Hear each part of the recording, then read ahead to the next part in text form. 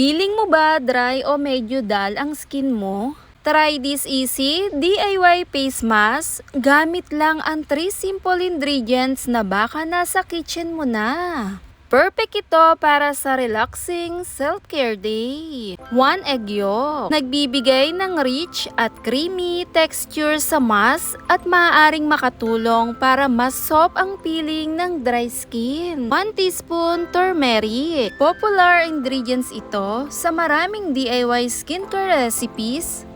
Pero tandaan na pwede nitong pansamantalang mamantsahan ang skin o damit. 1 teaspoon almond oil. Tumutulong magdagdag ng moisture at iwanang smooth ang feeling ng skin pagkatapos banlawan. Paghaluin lang ang egg yolk, turmeric at almond oil hanggang maging smooth at madaling i-apply. Dahil may egg ang recipe na ito, gumawa lang ng fresh batch bawat gamit at huwag nang i-store ang leftover. I-apply ang manipis na layer sa malinis na face. Iwasan ang eye area at lips. Leave it on for about 10 minutes then banlawan gamit ang lukewarm water. Kung feeling dry pa rin ang skin mo after, mag-follow up ng favorite moisturizer mo. After rinsing, your skin may feel softer at mas fresh looking dahil sa added moisture. Pero kung ang goal mo ay mawala ang dark spot o uneven skin tone,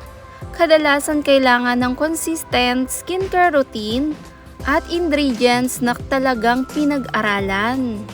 Para sa mga concern na iyon, tandaan, ang turmeric ay pwedeng mag-iwan ng temporary stain at dahil may raw egg, ang recipe na ito, huwag itong gamitin sa may mga irritated na skin. Itapon agad ang anumang natirang mixture.